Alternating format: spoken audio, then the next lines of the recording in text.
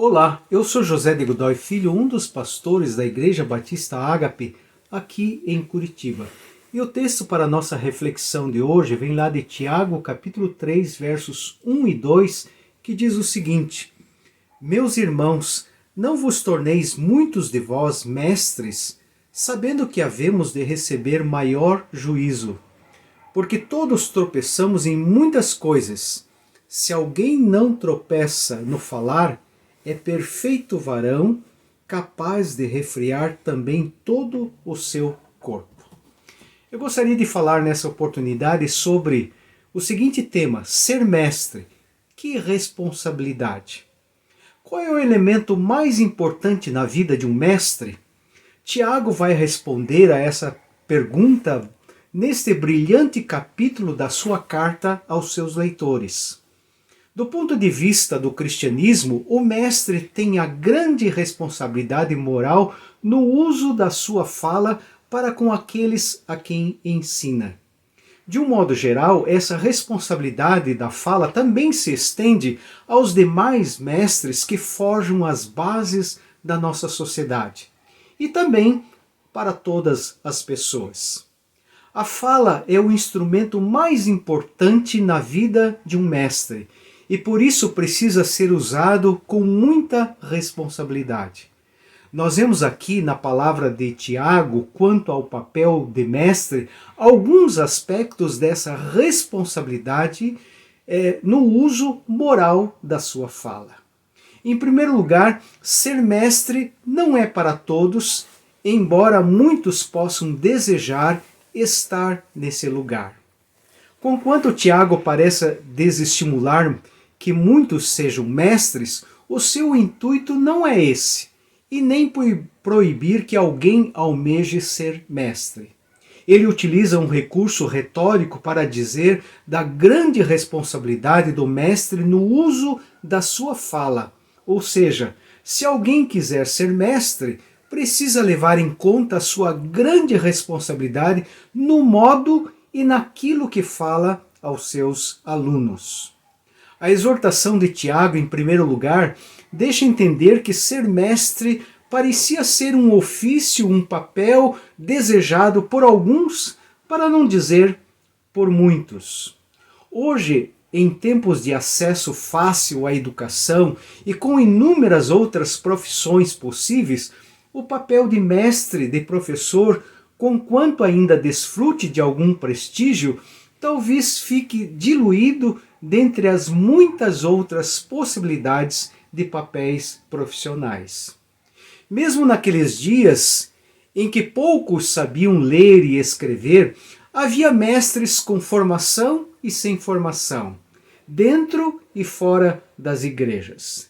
Dentro das comunidades cristãs, por exemplo, havia aqueles que se tornavam mestres pelo conhecimento que tinham da fé cristã, pela vivência próxima daqueles que conviveram com Jesus, pelo treinamento informal que recebiam dos apóstolos e por conta dos dons com que eram dotados pelo Espírito Santo. Basta ver as listas de dons e ofícios da igreja do primeiro século nas várias cartas do Novo Testamento. O que leva alguém a querer ser mestre? A motivação para ser mestre podia ser positiva ou negativa. Os privilégios também podiam ser legítimos ou não.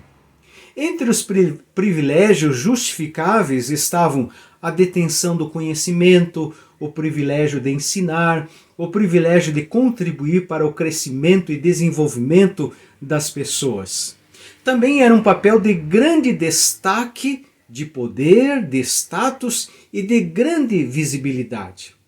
O mestre mal intencionado podia até tirar vantagens sobre os outros devido à posição que tinha. Não é à toa que os escribas e fariseus gostavam de ser chamados de mestres. Tinham lugar prioritário nos banquetes, na sinagoga sentavam nas primeiras cadeiras, eram saudados pelas pessoas nas praças e amavam ser chamados de mestres, além de tirarem vantagens de pobres viúvas.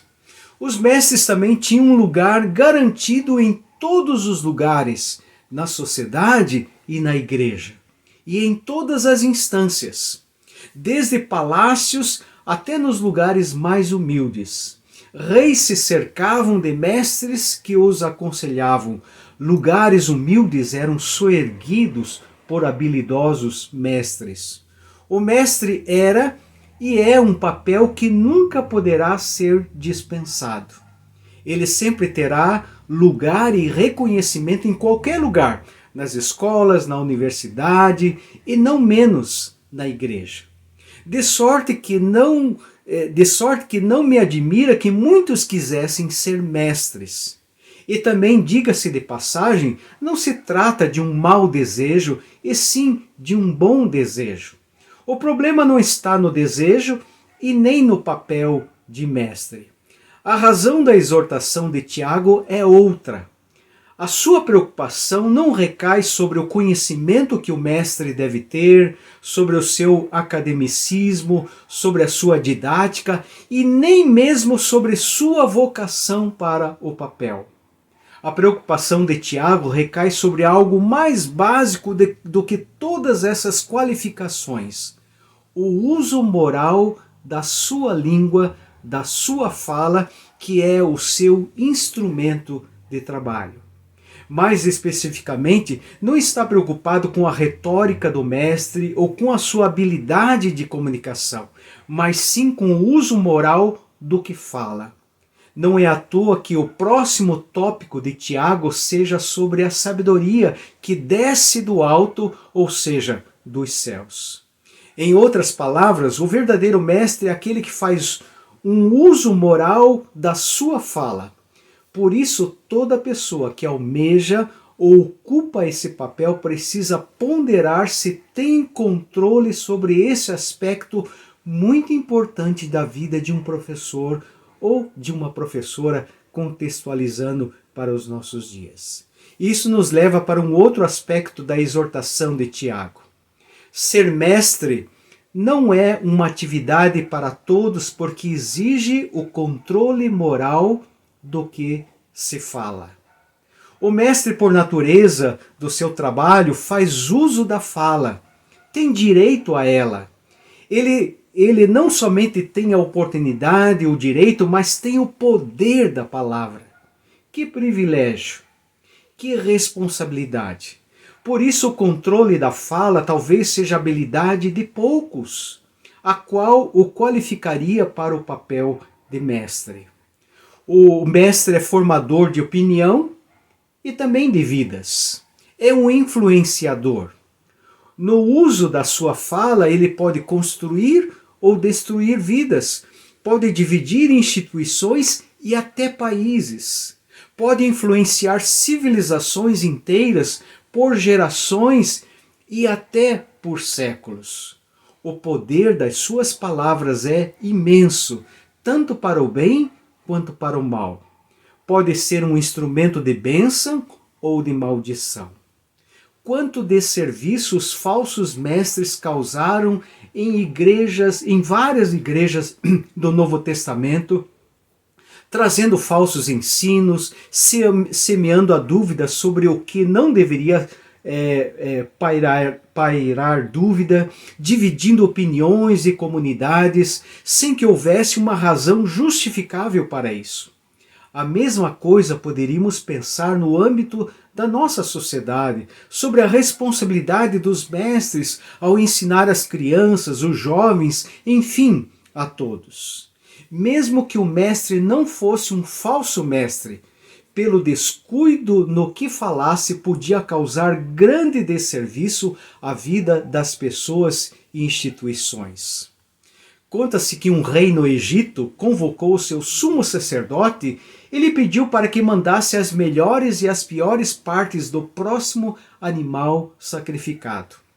O sacerdote mandou-lhe a língua do animal, junto com um papiro que dizia: a língua é a melhor parte, pois carrega palavras doces de amizade e o sussurro de amor. E é também a pior parte, pois sustenta a corda do ódio e também da humilhação. A partir do verso 2 desse capítulo até o verso 12, Tiago discorre sobre a dificuldade de dominar esse membro do nosso corpo. Ele fala sobre a importância de tentar dominá-lo para que você tenha saúde, fala sobre a natureza pecaminosa da língua e das suas contradições. Por isso, qualquer pessoa, e especialmente o mestre, o professor, que tem o direito à fala, deve levar em consideração a grande responsabilidade que tem ao fazer uso dela. Deve usar com responsabilidade esse instrumento do seu trabalho. Já é possível perceber por que Tiago, começando com os mestres e generalizando a exortação a todos os seus leitores, fala da responsabilidade com que devemos usar a nossa língua. Champlin, em seu comentário, diz o seguinte: o homem que controla bem a sua língua, por semelhante modo saberá controlar bem toda a sua vida moral. Ainda que ocasionalmente caia em alguma falha, o controle da língua é evidência de controle geral. O sábio salmista também já dizia lá no Antigo Testamento: quem é o homem que ama a vida e quer longevidade para ver o bem? Refreia a tua língua do mal e os teus lábios de falarem dolosamente. Aparta-te do mal e pratica o bom, o que é bom. Procura a paz e empenha-te por alcançá-la. Em terceiro e último lugar, ser mestre é estar sujeito a um juízo mais severo da parte de Deus. A quem maior privilégio se dá, maior responsabilidade se lhe cobrará. Justamente pela grande responsabilidade da qual o mestre possui, é que Tiago nos diz que haverá um juízo maior da parte de Deus. Assim, seja você um mestre ou não, a mensagem de Tiago é para todos. Cuidado com o uso da língua. Se controlarmos esse pequeno membro em nosso corpo, podemos ser bem-sucedidos não somente no ensino, mas também em toda a nossa vida. Que Deus nos abençoe.